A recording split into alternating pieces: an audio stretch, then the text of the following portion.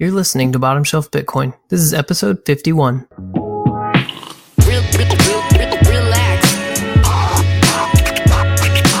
Enjoy your coffee. Okay. Good morning, everyone. Take a chill pill. Okay. Hey everybody, welcome back to another episode of Bottomshelf Bitcoin, the podcast that puts Bitcoin knowledge within everyone's reach. As always, I'm your host, Josh Humphrey, and today I've got an interview I did with Ragnar Lifthrasir. He is the head of and creator of Guns and Bitcoin. It's a kind of relatively new company. They've got some kind of merchandise, and they're doing just kind of promoting the idea of security and kind of combining gun culture and Bitcoin culture together. They've got some hats and stickers and things, but then they've also got a nice gun case that is set up to protect both your gun and your hardware wallets and things like that.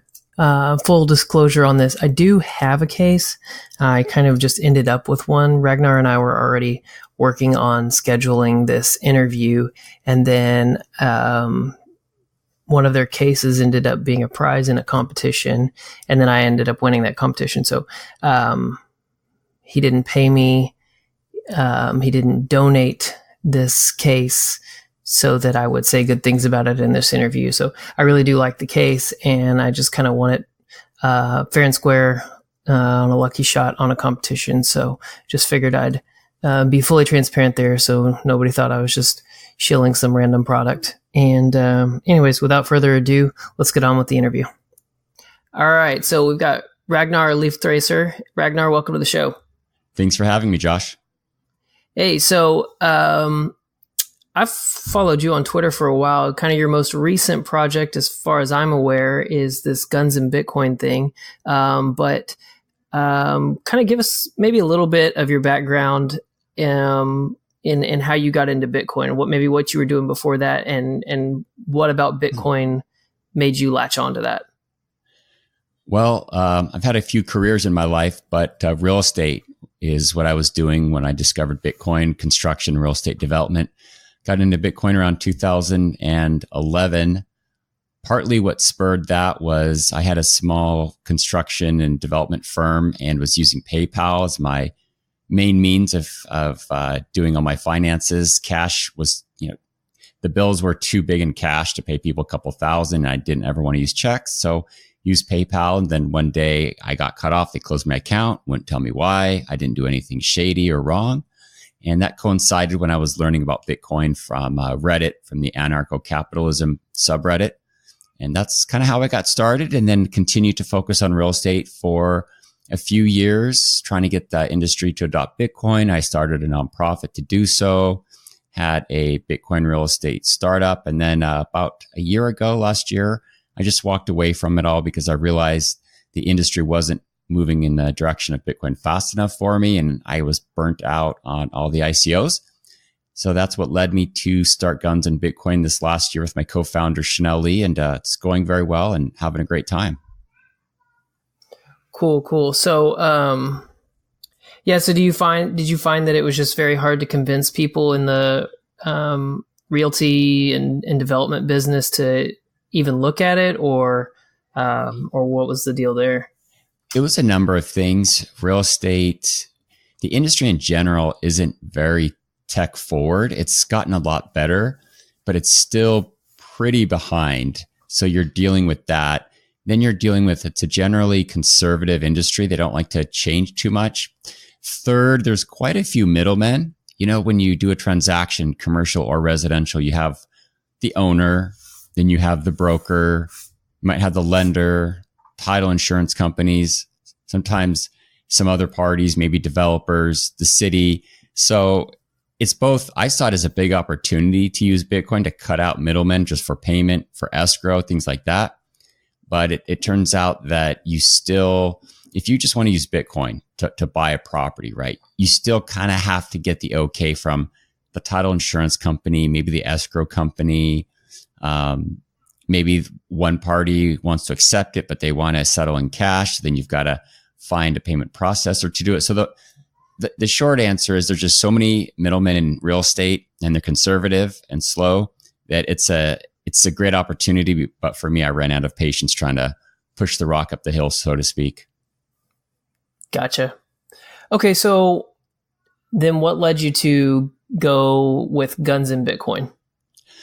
Well, I've always loved guns and obviously Bitcoin for a long time. And it actually started sort of by accident, I guess. I was trying to find a way to keep my hardware wallets together and safe. I kind of have them, scattered all over, a few in my desk, a few in a little safe, and just not very well organized. And so I started out just trying to put a few in one of my hard-sided gun cases, pistol cases, but it didn't work very well. There wasn't enough room.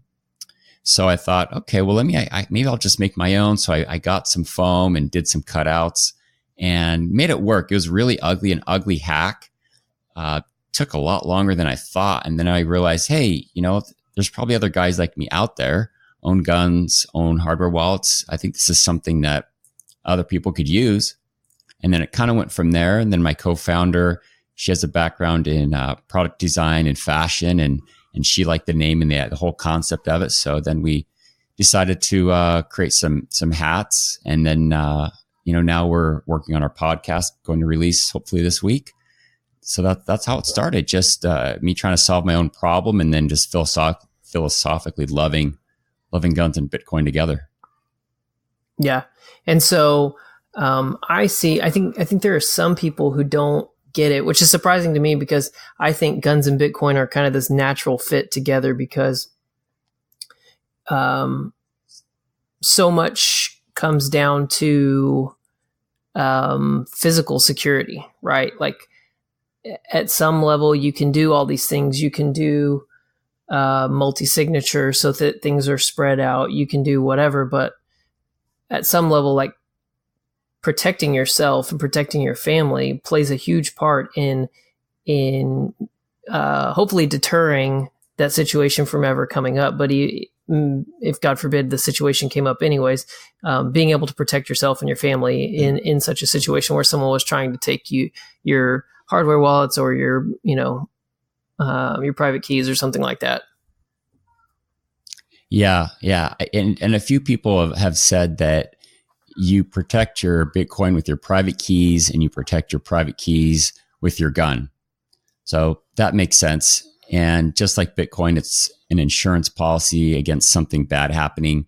A gun, hopefully you never have to use it, but you need to be prepared in case you do. Same with Bitcoin. It's fun to use and buy stuff with it, but it's also protection against future bad things. So yeah, they go together so well. Bitcoin, financial security, guns, physical security. And they're both, I think, a manifestation of the same idea, the same concept of self-reliance, autonomy, all those things that we, I think, both agree on. Yeah. I have to be honest, and maybe there's just some different cultures at play in that as well. But I hate to go into like all the mass shooting stuff, but I was really surprised to see certain people on crypto Twitter or Bitcoin Twitter, however you want to call it, kind of going along with these ideas in the, I don't know, over the last month or two when things pop up that I would think people who seem to align with the certain ethos of Bitcoin that I would assume is like, self-sovereignty and these things we're talking about. And then they're all for taking away, firearms and certain things like that. And so I don't know. Did you see any of that? I was very surprised with certain people. Well, I think probably a lot of the people who felt that way either don't follow me or I don't follow them, or so they blocked me or I blocked them. I don't know. So I didn't see a lot of it. I did see some, and I talked to Peter McCormick about this. He interviewed me for his podcast yesterday, and he was pretty against it. Obviously, he's British. I saw it a lot from Europeans. I always get a hard time from the Europeans. But yeah, going back to your question about, say Bitcoiners who you would think wouldn't support the types of drastic gun control that some were talking about. It's surprising, yes, because they usually are more on the libertarian side of things. On the other hand, people are just very susceptible to emotional thinking. And the fact is, we're in the minority. You and I are in the minority of people in terms of how they think about guns. And so it doesn't totally surprise me, but it's a little disappointing when people have that disconnect, that inconsistency, the contradiction where they say, we want freedom, we want financial freedom, we want self-protection, autonomy, people should take responsibility, people shouldn't be punished for things they don't do, but then don't apply that to guns. So it's, that's why you and I are talking, to try to spread the good word and the truth. Yeah. Yeah. And I think people like Peter McCormack, and the Europeans, I guess I don't hold that against them so much because, and I don't mean this, I'm not trying to be condescending in any way. That's where I think that cultural background comes into play, right? Like that's what they're used to, that nobody has them. And I guess in America, we're kind of in this weird split culture thing. I grew up around them. It wasn't a big deal. You were raised to use them safely and appropriately, etc. So, I don't know, I guess. Yeah. I talk with him quite a bit about that, and credit to him. He didn't grow up around guns, and it's very foreign, and he was very open and had good questions. We had a good discussion, but you're right. It's just a completely different culture that they really cannot understand. And they kind of think that a gun maybe shoots itself or is like a bomb, that it can go off and kill people. Like until you've picked up a gun and realized it's just a piece of plastic and metal and it doesn't do anything, like it's really hard to understand. So I really struggle because usually I'm not that patient with a lot of people and their arguments that I disagree with, but I'm trying to be more patient on the gun thing because I do realize most people, at least in kind of Bitcoin Twitter land, mean well. They just see things differently versus just people who should know better, who are so far left and out there. I'm not even going to waste my time. But say people like Peter McCormack or just other Bitcoiners who it's different from their culture. I try to be a little more, patient, understanding where they're coming from, and just give our point of view. And you probably have seen the biggest thing they struggle with is they don't understand the need for guns to protect yourself from the state. They only think it's for hunting and maybe for some crime, but they just can't get past why you would need, to protect yourself from the state. Why do you need these scary AR-15s? That seems to be their biggest hang up. Yeah. And maybe that's for me, like, that's what's surprising is like to me, the biggest point of Bitcoin is to not have intermediaries, not have the state be able to confiscate your wealth and degrade it through inflation or stop transactions from happening that they deem are, against your interests. Their benevolent knowledge that they know what's better for you. And so to sit there and say, well, I want to opt out my money, my wealth from that, but not see that you need to be able to physically protect yourself from that as well. If God forbid they come in and kick down the door, I don't know. It's just a disconnect that I don't get, but yeah, no, that's well said. And I think that's a good way to respond, and why it's easier to talk to Bitcoiners about guns, because if you just apply those things with Bitcoin, like you said, lack of intermediaries and such, now apply that to guns, then it's a lot easier for them to understand. They still might struggle with it, but at least you could kind of see, the lights go on in their eyes of, okay, I see philosophically, I don't know if that's practical or how much I agree with that, but at least you're in the ballpark. Whereas other people just forget about it. Doesn't matter what you say. Yeah. All right. Well, let's talk about this case you guys have. I mean, the hats are cool, but I mean, there's not a whole lot revolutionary, I guess, about the hats. So they look good, but not too revolutionary. No. Yeah. I saw the video up. They were not actually bulletproof. Oh, don't tell people about that. It was Oh, I was hoping people would think they're bulletproof, but yeah, thanks for mentioning that video. It was a lot of fun. We just for anyone who doesn't know, we went out and shot our guns up and just had a good time with them, and we kind of joked that they weren't bulletproof. So yeah. are those hats still available? Yeah, we have our hats. We have 2 hats. We have the Death by Trucker hat and the Hello Darkness hat. $32 a piece, and of course, Bitcoin accepted. But yeah, our main thing is our Scorpion case. That's what started guns in Bitcoin, and that's what we're our focus on. So trying to help people protect their Bitcoin and their hardware wallets. And I think most gun owners will get it because a lot of gun owners already have some sort of hard-sided case, so that they understand the value there, and especially I think the quality and the way we made it and the design. Hopefully they'll understand it and appreciate it. Yeah. So, and I have one. I kind of ended up luckily winning one in a little range day that we had before BitBlock Boom. But so it's a nice like hard. I'm gonna reach over and grab this thing. Hard sided shelled case, whatever you want to call that, and then it's got the foam inside. This comparable to like if people are familiar with a Pelican case or like a Nano case or something like that. Yeah. Oh, go ahead.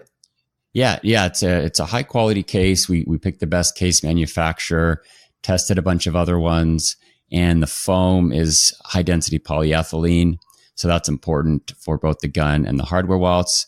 And it's got just the right amount of slots. They're not too wide that things slosh around, but they're not too tight that you can't fit anything into them. Kind of broke it up into a few compartments. So, and it's, I think, reasonably priced. So I think it's a good new addition to the suite of tools that people have, both for their guns and their Bitcoin. It's, there's a lot of uses for it. I mean, first of all, just storage. It's a safe place to store your hardware wallets instead of your sock drawer or, in your backpack or something dumb. It's a nice place to keep it from the dog eating it and vacuuming it up, or something bad happens. It's protection against stuff like floods and hurricanes and earthquakes and fires and all sorts of bad events. You don't want to have your hardware wallets destroyed. And then it's a good way to transport them as well. So instead of putting them, like in your pockets, you could just put it in your case, take it with you when you go to a conference or to work or to a meetup or whatever it might be. Good way to keep it from being stolen. You could put it in the case, put a padlock on it, and then put a cable lock around it and lock it to something stationary. So it's theft deterrence. And then you were talking about the BitBlock Boom conference in Dallas a couple of weeks ago. I took my gun in our Scorpion case and brought the hardware wallet along. So it's a TSA approved type case. So you could also transport everything on the plane. Checked in, of course. So it's multi-purpose. And then of course, someone comes to try to rob you, you've got the gun right next to what they're coming after. So hopefully when you say, okay, let me go get my hardware wallets for you, surprise, I pull out my SIG instead of my ledger. Yeah. So, well, that's a good transition. What all pistol wise is this foam cut out to fit? The foam will fit any regular size handgun. So 1911 Glock, SIG, pretty much anything that's a regular size pistol. The only thing it won't really fit is if you've got obviously like a suppressor or a flashlight under it. We left it plenty of room. In fact, that's part of the innovation of our design is it fits all those models. And yeah, so it'll fit pretty much anything as long as it doesn't have a suppressor or a light on it. And we even gave it a little extra length just in case. Yeah. And then it's got cutouts for, like we said, hardware wallets and then extra magazines as well. Yeah. So it's got a cutout for, you could fit at least 2 magazines. I actually stack 3. And then we have a long, wider section, and that will fit. You can fit pretty much everything. You could fit a couple of cold card wallets, ledger, a couple of Trezors. You could fit open dimes, I know I'm missing a few. And then we have another more square compartment for USB cords or some other hardware wallets. So we were able to fit on our test, I think 9 hardware wallets in it, including the USB cords. So depending on how much you want to jam in there or keep it loose, it's like any hardware wallet out there, you can definitely fit in. I also put a little pocket knife in one of the compartments, usually on top of my magazine. So it's flexible. It'll fit any gun and fit any hardware wallet you have, pretty much all of them pretty well. Cool. Now, do you have plans? I know I had kind of bugged you about at some point if you were planning on doing a different insert that would allow for like an optical side or a flashlight or something like that.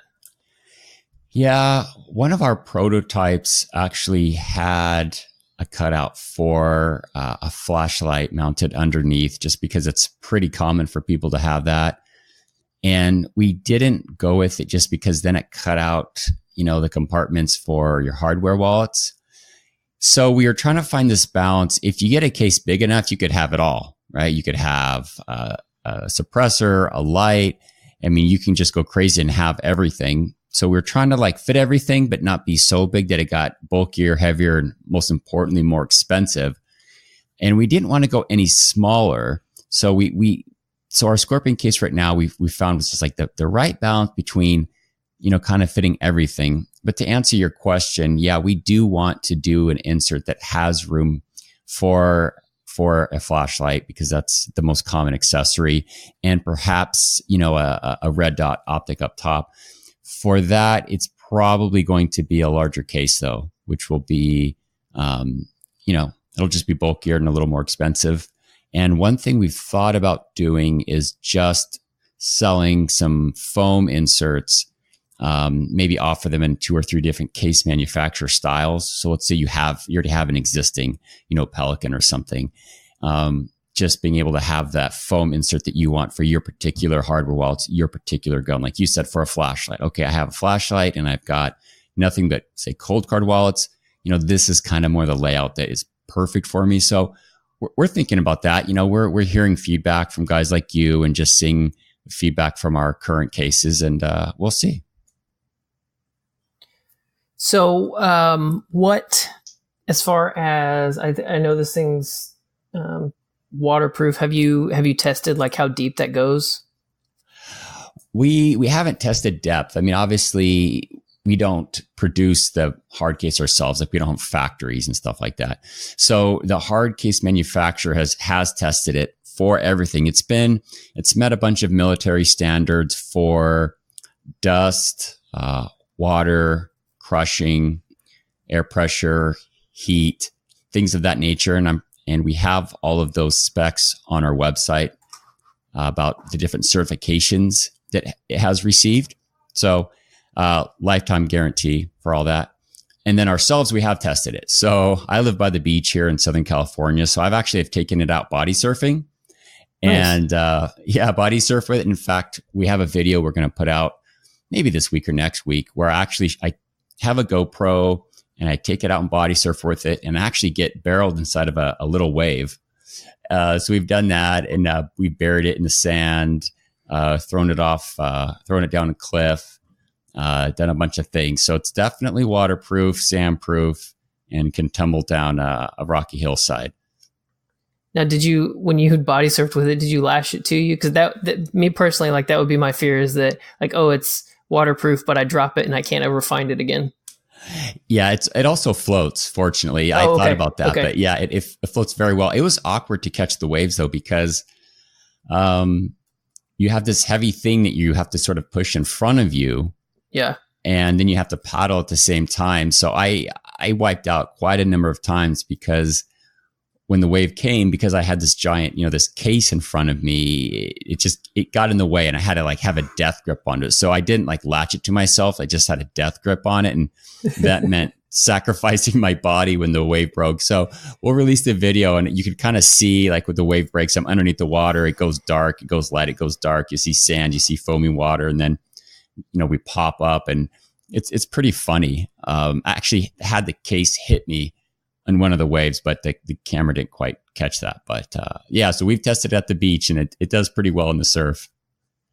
Very cool. And you said you flew with it when you went to Dallas, so you've tested that part as far as the that was something, because I don't really I haven't ever had to fly with guns before, and so I just, in my mind, it's like just throw it in the car and go. So I hadn't thought of the air pressure valve, so that's a really cool thing to me.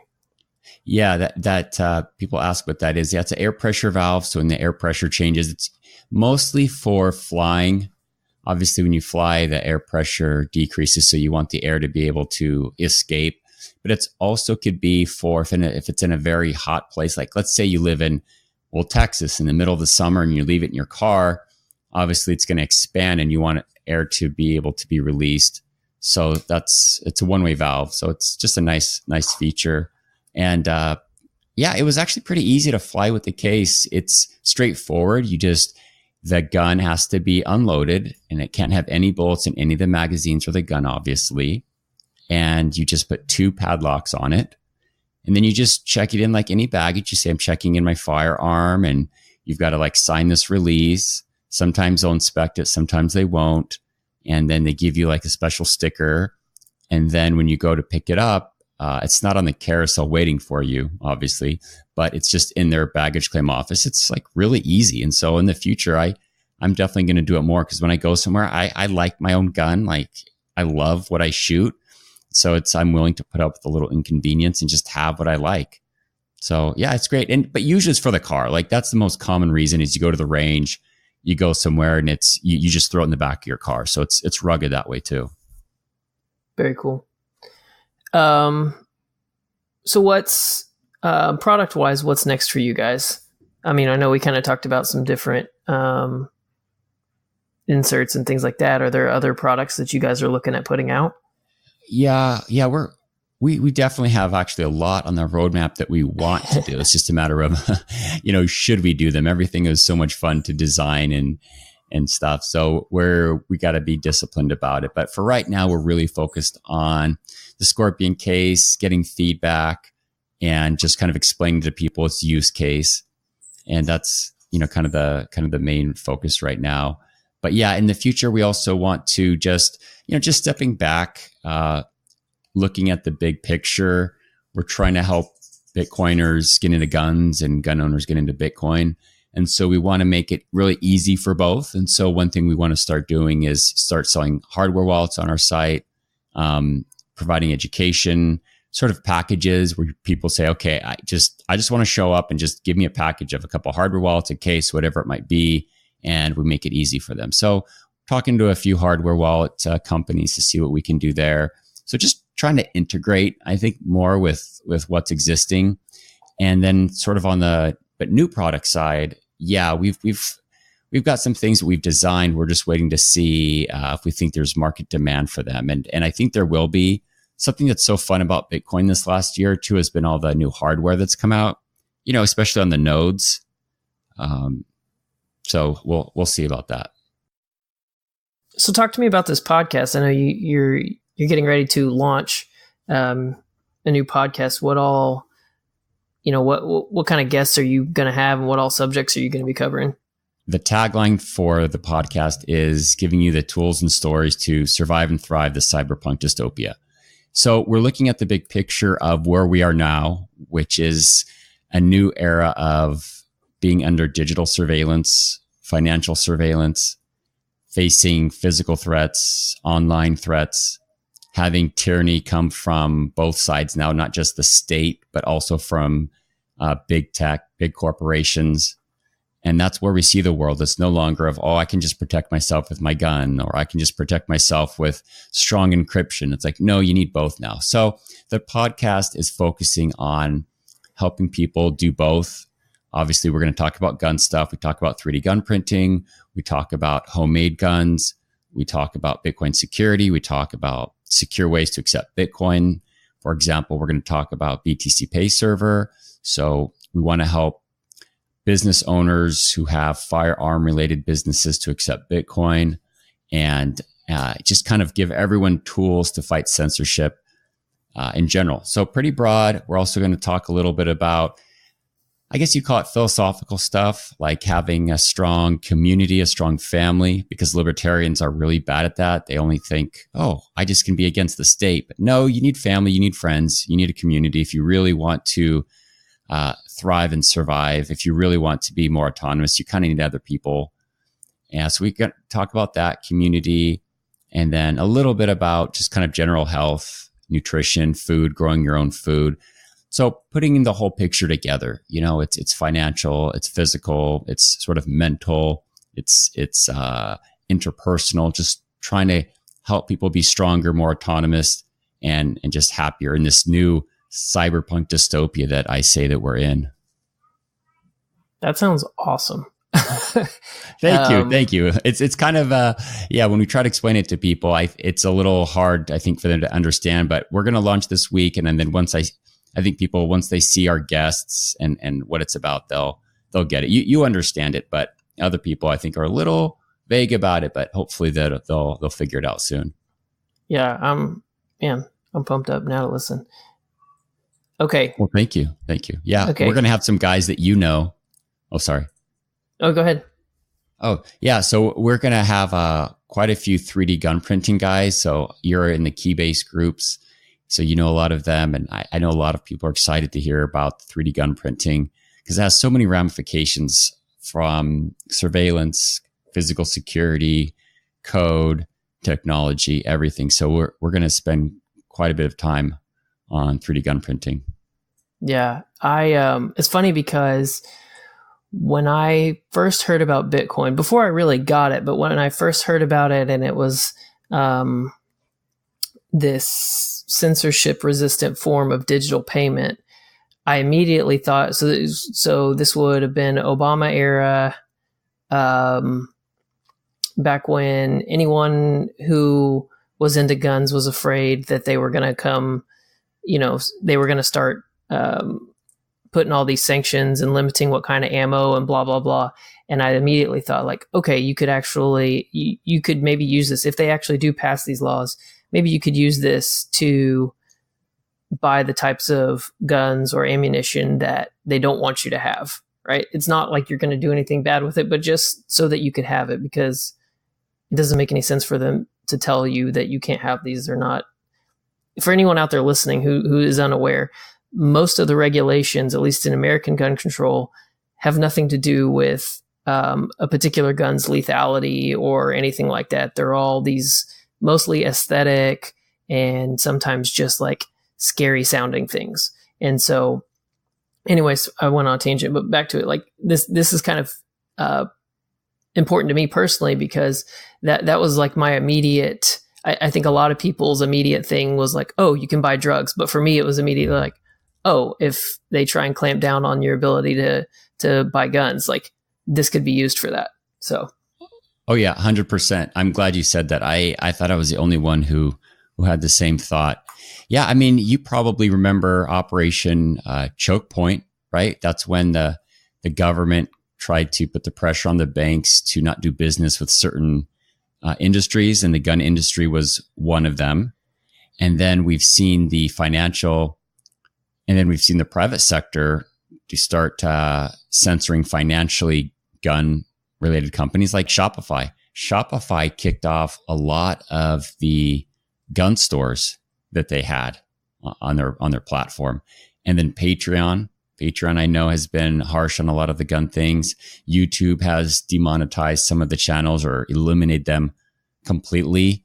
Then you've got crowdfunding like Indiegogo, and all those won't allow, I think, anything related to firearms for crowdfunding. And then, of course, PayPal, you got to be very careful with them, Square, banks. I mean, pretty much if you have a business in any way, there's 10 ways that they can cut off your finances in some manner. So yeah, Bitcoin is extremely, extremely important to be able to survive what has already happened, and I think what's coming, and I think it's going to get a lot worse. So yeah, that's part of what we're focusing on is explaining to people how to accept Bitcoin and BTC Pay Server. And you're right, like that's a great use case for Bitcoin, is those censorship resistant payments for things. And guns is a great example. Yeah. So you had mentioned the Keybase group, and I feel like that in there and in some other places as well, I feel like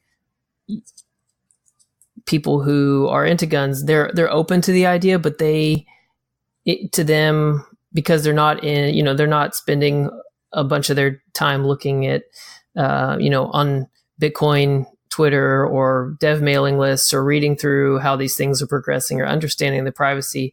It's just the kind of this murky thing that they're like, well, that's too complicated. I'm not even going to wade into it. And so, yeah, I think what you're doing is good, because I found a lot of people that really still need this like step-by-step hand holding to get. It's not that they're against Bitcoin. They just don't even know where to start.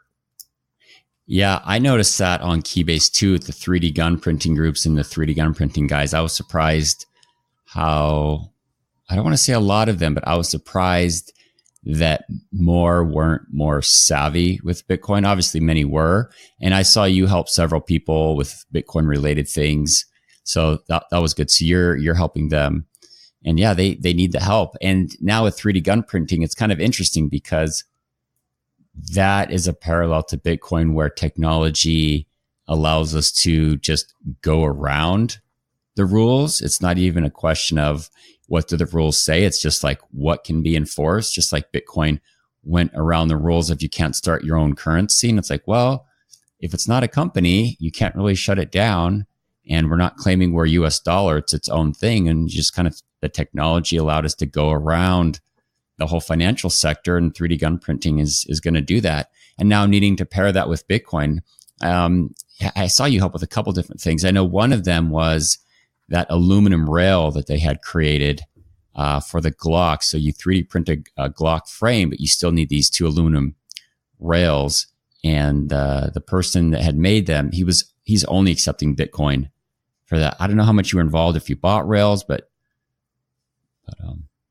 yeah, he was. Yeah, my understanding before he was, I think, just using one single address, because the Keybase will allow you to put a Bitcoin address. If people don't know how Keybase works, it's basically it's kind of a multi-purpose tool, but it allows you to kind of verify that you have these different social media accounts that are all cryptographically verified to be the same person. So that if you go on, say you go on Twitter and there's Ragnar, but then you go on Mastodon and there's a Ragnar, how do I know that someone didn't just go onto Mastodon and use Ragnar's name, right, before you could get it? And so Keybase allows you to have that central point to verify cryptographically to all these different sites that, okay, this is the same person on all these, but then it also allows you to have chats and teams and stuff. And so one of the things they let you do is post a Bitcoin address. And so I kind of was talking to him about, because one of my big things is like when you have someone with a single address that multiple people are donating to, that's really not great for privacy. And so I said, hey, like, but I also know that it can be really, and apparently he was just taking like emails and DMs and then all payments were going to the single address. And I said, hey, like, it's bad. And I'll, one, that's not really good for your customers' privacy, because now they can all be linked together. And then I said too, like, I can't really take any credit for it. Credit goes to Nicola Dorier and Rockstar Dev and all those guys working on BTC Pay Server. I said, look, they've already done all this work. It does all the invoicing for you. It's a fantastic tool here. And, I think I sent him down a rabbit hole, and he messaged me the next morning. I was like, I was up all night, but here, I've got it. So. Yeah.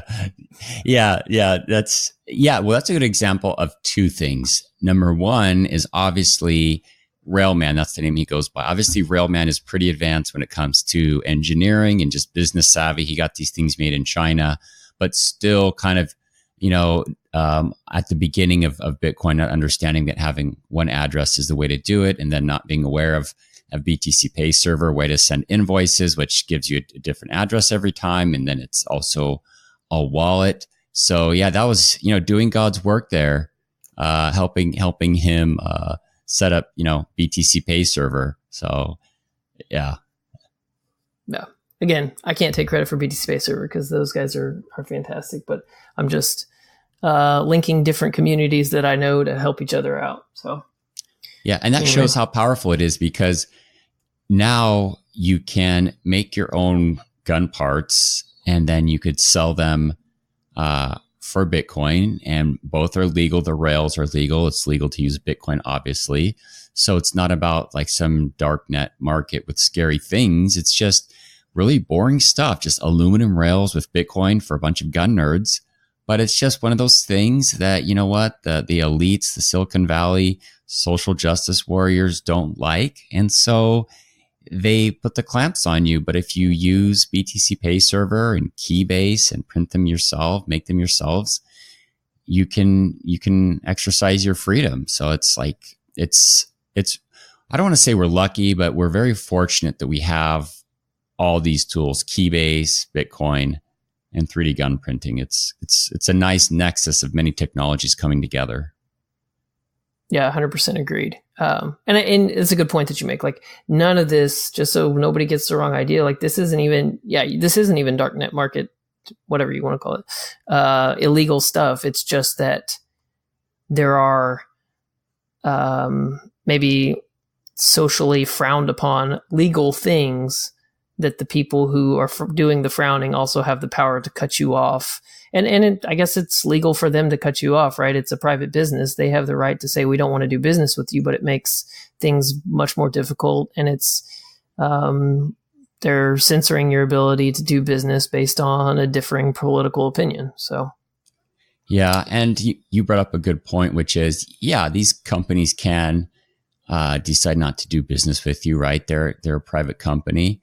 I mean, it's, I think, morally wrong to do it, but they have the legal right to do it. And I think people need to accept that fact. And I think it's only going to get worse. They're going to crack down more and more. And so I think people need to accept that and just need to start getting off their butt and start getting into Bitcoin and accepting it and moving more towards printing stuff themselves and using Keybase. People are going to be kicked off of Twitter. They have been, like Ivan the Troll. It's been kicked off pretty much every platform. And so, hey, if you're into guns as an enthusiast or as a business, it's time to create your Keybase account. I'm going to start getting up to date with Bitcoin, because otherwise you're going to be caught unprepared. Right. That's something Matt Odell talks about a lot, is the first time that you need to use Bitcoin or have a need for these things is not the time that you want to start learning about them. You want to learn about them and be prepared so that when, if and when that time comes that you need them, you're able to use them without fumbling around and, no pun intended, but shooting yourself in the foot with it. Yeah. Yeah. It's a lot harder to do it when you need it. And it's that saying that it's better to be a year early than a day late. But fortunately now, I think, like what I've seen on Keybase with 3D gun printing groups, is I think more now are more Bitcoin aware, having seen, all this work. And it's fascinating. Deterrence Dispense is like the fourth or fifth largest public group on all of Keybase. Yeah, it's well, and the first one is like Keybase's public, like, join here to talk about Keybase group. So I don't really count that one. And then the second one is, I think, about Stellar. So, they're also involved with Stellar. I wish we could get them to, drop Stellar and incorporate Bitcoin into Keybase, but that's a whole nother conversation. Yeah. Yeah. So Keybase is, it's when we look at this, it's all becoming more digital. So before we think, okay, guns are physical, right? Like you email a PDF of your magazine design or the part that you need or something. Well, now everything is digital. So you need these censorship resistant digital forums, so to speak. You no longer can just rely on Twitter and Facebook to share this kind of stuff, because they've kind of, clamped down on everything, and Reddit and all these other things. So now when you talk about guns, you have to talk about Keybase. You know, I mean, now Twitter and Instagram are part of the gun control discussion. It's crazy. So not only now do you have to like try to pay your dues to a gun lobbying organization, but now you've got to get on Keybase if you really want to do things right as a gun owner. And to add to that, Bitcoin. So, you know, baby boomers out there, I know like you don't want to change, but you got to listen to us younger kids and try to get on some of this stuff. Yeah, we're not against 1911, so you can come along with us. Yeah, the 1911 thing, that's funny. I love shooting 1911s, but yeah. So okay, if you had to pick 1911 or Glock, what would you pick? Oh, you said you have a SIG. Yeah, I have a SIG, so it's kind of a yeah, it's based on a 1911. Yeah, I know I'm going to be forced to own more and more Glocks just because everything is, you know, going that direction. That's Glock magazines. And then so much of the 3D gun printing is around, you know, Glock, you know, just Glocks in general, the frame, the magazines, whatever it might be. So I don't really like shooting them. They're reliable. It's just the usual Glock stuff, right? But now with 3D gun printing, they're going to become even more important. So I'm reluctantly moving more towards the Glocks away from my SIG. It's the best plastic money can buy, right? Yeah. That's what my dad always says. He makes fun of me for having a Glock. But all right, so these are other just kind of goofy questions. What's your thoughts on open versus concealed carry? Open versus concealed carry. Very interesting. Obviously, open carry triggers a lot of people. I think open carry is, I think overall it's counterproductive depending on where you live. If you're in a place where open carrying will just bring down the heat and will just bring a crackdown, I don't think it's smart. But if you're in an area where if you open carry, it will just remind people that you have the Second Amendment and will remind people that you can do this and will encourage other people to do so, then I think it's a smart move. So you have to kind of know, just be strategic, you know, just not be dumb and just say, well, I can do it, so I'm going to do it. Like, let's be smarter than that. And concealed carry is always something to do, although it's getting, excuse me. Of course, concealed carry is always ideal and everyone should try to do it, but it's becoming tougher and tougher in a lot of places. Yeah, I'm not a fan of what I call protest carry, where you where you just like, just because it's legal, you walk in with your AR strapped to your back. I mean, it's not wrong. I guess it's your right, but I think you bring down more problems than you solve. Yeah, that's well put. I think it's good to do if you're going out with your friends or going somewhere that, hey, almost everyone's pretty gun friendly. You get to do it because it's fun, it's funny. You do get to exercise your right. But if you're walking into downtown liberal Austin or something, like, yeah, it's just counterproductive. It's fun, but not very smart. Oh. Preferred caliber. 9mm. Yeah, I love them all. I have to say 9mm just because they're not too expensive and, you know, higher capacity. My favorite to shoot is 45. I love the feel of a 45. And I shoot a lot of 40, maybe because I'm hipster, but I like them all. But obviously 9mm is my go-to, but you know, that they're like children. Each are special in their own way. Yeah. You can't say you have a favorite. You do, but you just got to say, hey, they all are wonderful. They're all a little different. All right, Ragnar. So, how can people keep up with you and Guns and Bitcoin and what you guys are doing? Well, thanks for that. Well, our website is gunsandbitcoin.com and our Twitter is the same at gunsandbitcoin. And I'm on Twitter at Ragnarly, so Ragnarly. And then we're also on Instagram. I don't know why, but we are. So same thing there, Guns and Bitcoin. And just follow us there and look for our podcast. And that's Guns the letter N Bitcoin, just to be I should clear. have said that. No, I'll put it in the show notes and and stuff, but okay. yeah, it's not and. Don't spell out and. It's guns in Bitcoin. So Yeah, like Guns N' Roses. So Guns N' Roses, Guns in Bitcoin. Very cool. All right, Ragnar, I appreciate your time. You guys go check out their shop and follow them on Twitter and all that stuff. Thanks. Thanks, Josh. All right, guys, that's going to do it for this week. Be sure and share the show with everybody and subscribe so you don't miss a single episode. If you think about it, go give me a good review on iTunes. That's another good way that helps with how people find the show. It makes it easier for them to find the show. If you are looking for other resources and ways that you can support the show, go to bottomshelfbitcoin.com.